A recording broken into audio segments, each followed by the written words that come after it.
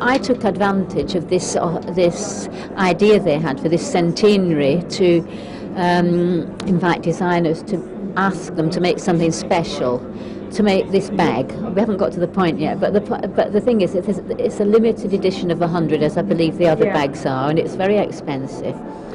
But it was the idea of having a bag to carry the false bottom that I had in not my last collection but the one before, and which we still sell and which we still can wear. But this false bottom is made out of a cage. It's like a little metal-like construction. It's actually inside this bag. And so, but you can put other things in between the cage. So under or over? Yeah, or you can take the cage out, and there's a little pair of knickers in the one of the pouches that it ties onto, and then you can put this cage on underneath your dress. But it's to carry the cage as well, and it makes a really good silhouette. And what's really nice about it is she is wearing it belted around her in this kind of tough way. But you can take that belt off and attach a sort of shoulder strap, so that it's very, very body shaped, this bag, and even if you just wear it on your hip, it curves and fits to your body. Wherever you wear it, it makes this fantastic rapport with your body. You bought the Bustle bag after years of being only in a history book. Why did you bring it back into fashion? I wanted to technically push all the techniques of these tailors that work with me to be able to do it. And in fact, I think it was the best collection I've ever done. I think it was something incredibly extreme and incredibly fantastic and beautiful. But the thing is that people's eye has to get used to something like that.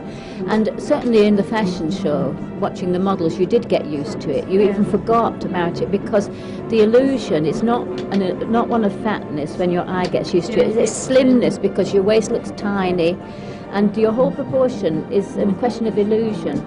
And in fact, I'll tell you what the girls looked like. They looked like fashion drawings. Yeah. You know, because it was so extreme. Where would you say your latest collection is inspired from? Well, it is still, I'm afraid, all because it doesn't sound like an exciting answer, but it is exciting. It is done from the technical things themselves. And after we did the collection with the false bottom and this incredible silhouette, the next season I took it away because I didn't want people anymore to say Vivienne Westwood, amazing, but not commercial or whatever. And the thing is that I knew I could take it away because I'd gone as extreme as it's possible. People knew I could do that. And then I took away the things, the extra underpinnings.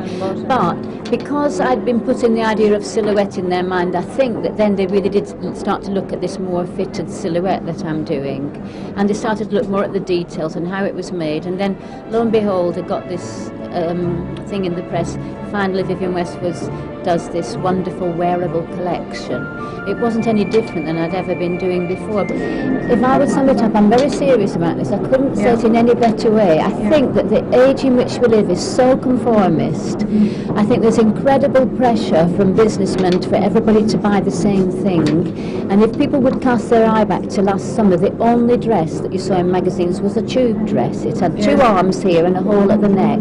Now then, a child could make that. A child could design it. It's nothing to do with fashion, and it's to do with the tyranny of editors who are only getting glamorous models and good pictures, and in the end you're all supposed to wear the same dress. Now then, what I do is I offer some choice, and I think it's important to do that, because then you don't let these people get away with it all the time, that you've only got one possibility. You're inspiring their some people imagination. don't only want, believe it or not, there are some people who would never wear a tube dress. They would think they couldn't go out